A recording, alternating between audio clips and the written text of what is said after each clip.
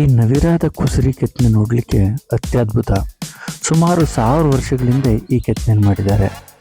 ಇನ್ನು ಹೊಯ್ಸಳರ ಮೂರ್ತಿಗಳ ಬಗ್ಗೆ ನಾನು ಹೇಳಬೇಕಾದ್ದೇನೇನೂ ಇಲ್ಲ, ಅಂತ ಅತ್ಯದ್ಭುತ. ಇನ್ನು ಆಳೆತ್ತರದ ಬೇತಾಳದ ದರ್ಶನ ಕೂಡ ಇದೊಂದೇ ಜಾಗದಲ್ಲಿ ನಿಮ್ಗಾಗೋದು. ಒಂದೇ ದೇವಸ್ಥಾನದಲ್ಲಿ ಮಹಾಕಾಳಿಯ ದೇವಸ್ಥಾನ, ಶ್ರೀಲಕ್ಷ್ಮಿಯ ದೇವಸ್ಥಾನ, ಓಂಕಾರನಾಥನ ದೇವಸ್ಥಾನ ಹಾಗೂ ಮಹಾವಿಷ್ಣುವನ ದೇವಸ್ಥಾನ ಇರೋದು ಇದೊಂದೇ ಕಡೆ. ಈ ಇಷ್ಟೂ ದೇವಸ್ಥಾನಗಳನ್ನ ನೋಡಬೇಕು ಅಂದರೆ ನಾವು ಹಾಸನ ಜಿಲ್ಲೆ ಮತ್ತು ಹಾಸನದಿಂದ ಕೇವಲ 16 ಕಿಲೋಮೀಟರ್ ದೂರ ಇರೋ ದೊಡ್ಡಗದ್ದವಳ್ಳಿಗೆ ಹೋಗಬೇಕು. ಹೊಯ್ಸಳರ ಕಾಲದ ವಿಶೇಷ ಏನಂದರೆ, ಈ ದೇವಸ್ಥಾನಗಳನ್ನ ದೊರೆಗಳು ಮಾತ್ರ ಕಟ್ಟಿಸ್ತಾ ಇರಲಿಲ್ಲ. ಅಂದಿನ ಕಾಲದ ಶ್ರೀಮಂತ ವ್ಯಾಪಾರಿಗಳು, ಪಾಳೆಗಾರರು, ಹಾಗೆ ಊರಿನ ಪ್ರಮುಖರುಗಳು, ಇವರುಗಳು ಕೂಡ ಎಲ್ಲ ದೇವಸ್ಥಾನಗಳನ್ನ ಕಟ್ಟಿಸ್ತಾ ಇದ್ರು. ಅಂತಹ ಒಬ್ಬ ವ್ಯಾಪಾರಿ ನಿರ್ಮಿಸಿದಂತಹ ದೇವಸ್ಥಾನ ಈ ದೊಡ್ಡಗದ್ದವಳ್ಳಿಯ ಮಹಾಲಕ್ಷ್ಮಿ ದೇವಸ್ಥಾನ.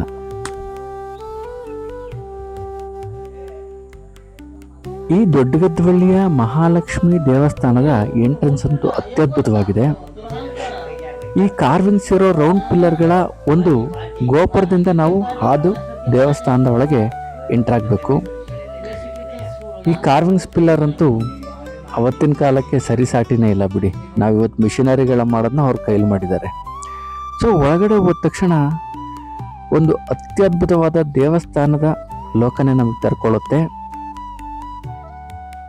ಇದು ಚತುಷ್ಕೂಟ ದೇವಸ್ಥಾನ, ಅಂದರೆ ಒಂದೇ ಪ್ರಾಂಗಣದಲ್ಲಿ 4 ಗರ್ಭಗುಡಿಗಳಿರುವಂತಹ ದೇವಸ್ಥಾನ.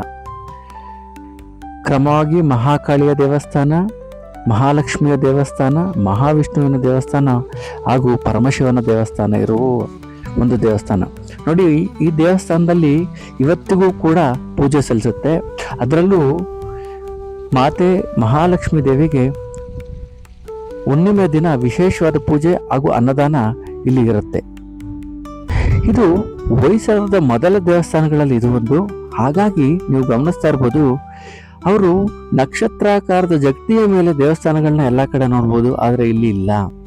ಇಲ್ಲಿ ಸೀದಾ ಫೌಂಡೇಶನ್ ಮೇಲೆ ಅವರು ದೇವಸ್ಥಾನಗಳನ್ನ ಕಟ್ಟಿದ್ದಾರೆ. ಆದರೆ ಈ ಅಲಂಕಾರಿಕ ಕೆತ್ತನೆಗಳಿಗೆ ಮಾತ್ರ ಯಾವುದೇ ಕಾರಣಕ್ಕೂ ಕೊರತೆ ಮಾಡಿಲ್ಲ ಅವರು. ನಾವು ಬೇಲೂರು ಹಳೆಬೀಡನ್ನು ನೋಡೋದಾದ್ರೆ ಅಲ್ಲಿ ಆನೆಗಳ ಪಟ್ಟಿಕೆಗಳು, ಕುದುರೆಗಳ ಪಟ್ಟಿಕೆಗಳು, ಸಿಂಹಗಳ ಪಟ್ಟಿಕೆಗಳು, ನವಿಲುಗಳ ಪಟ್ಟಿಕೆಗಳ ಮೇಲೆ ಈ ಮಹಾಭಾರತ ರಾಮಾಯಣವನ್ನು ಕೆತ್ತಿದ್ರೆ ಇಲ್ಲಿ ಪ್ಲೇನ್ ಆಗಿ ಮಾಡಿದ್ದಾರೆ. ಹಾಗಾಗಿ ಇದು ಹೊಯ್ಸಳರ ಮೊದಲ ದೇವಸ್ಥಾನಗಳಲ್ಲಿ ಒಂದು. ಈ ಒಂದು ಪ್ರಾಕಾರದ ಗೋಡೆ ಅಂದರೆ ಸುತ್ತ ಕಾಂಪೌಂಡ್ ಇದೆ, ಕಲ್ಲಿನ ಕಾಂಪೌಂಡು. ಆ 4 ಮೂಲೆಯಲ್ಲಿ ಪುಟ್ಟ ಪುಟ್ಟ ದೇವಸ್ಥಾನಗಳನ್ನ ರಚನೆ ಮಾಡಿದ್ದಾರೆ.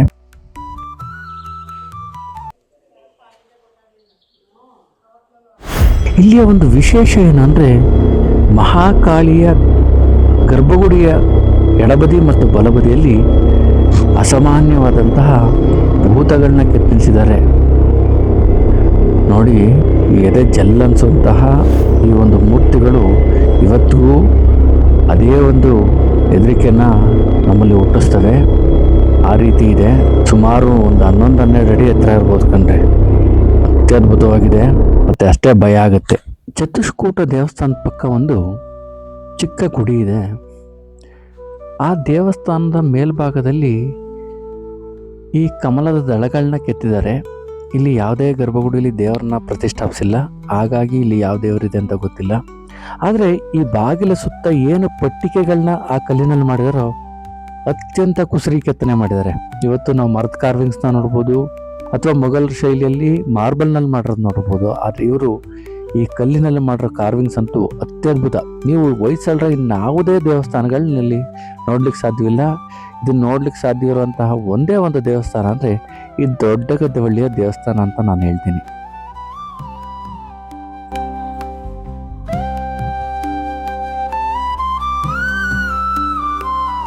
ಈ ದೇವಸ್ಥಾನದ ಮತ್ತೊಂದು ವಿಶೇಷ ಏನಪ್ಪಾ ಅಂದರೆ, ಇಲ್ಲಿ 14 ಶಾಸನಗಳು ಸಿಕ್ಕಿದಾವೆ. ಈ ಹೊಯ್ಸಳರ ದೇವಸ್ಥಾನದಲ್ಲಿ 14 ಶಾಸನಗಳಿರುವ ದೇವಸ್ಥಾನ ಇದೊಂದೇ ಅಂತ ಅನ್ಕೋಬಹುದು. ಹಾಗಾಗಿ ಅತ್ಯಂತ ಮಹತ್ವಪೂರ್ಣವಾದ ಮತ್ತು ಕುತೂಹಲ ಭರಿತ ದೇವಸ್ಥಾನ ಈ ದೊಡ್ಡಗದ್ದವಳ್ಳಿಯ ಮಹಾಲಕ್ಷ್ಮಿ ದೇವಸ್ಥಾನ. ಹಾಸನ ನಗರದಿಂದ ಬೇಲೂರಿಗೆ ಹೋಗುವ ರಸ್ತೆಯಲ್ಲಿ ಈ ದೇವಸ್ಥಾನ ಇದೆ. ಅಂದರೆ 16 ಕಿಲೋಮೀಟರ್ ಹಾಸನ ನಗರದಿಂದ ಇದೆ. ಅತ್ಯಂತ ಸುಂದರವಾದ ಹಾಗೂ ಕುತೂಹಲ ಭರಿತ ದೇವಸ್ಥಾನಕ್ಕೆ ನೀವುಗಳೆಲ್ಲ ಹೋಗ್ಬಿಟ್ಟು ಬನ್ನಿ. ಆ ಮಹಾಲಕ್ಷ್ಮಿ ತಾಯಿ ನಿಮಗೆ ಒಳ್ಳೇದು ಮಾಡಲಿ. ಈ ವಿಡಿಯೋ ನೋಡಿದ್ದಕ್ಕಾಗಿ ಎಲ್ರಿಗೂ ಧನ್ಯವಾದಗಳು. ಹಾಗೂ ನನ್ನ ಚಾನಲ್ನ ಸಬ್ಸ್ಕ್ರೈಬ್ ಮಾಡ್ಕೊಳ್ಳಿ.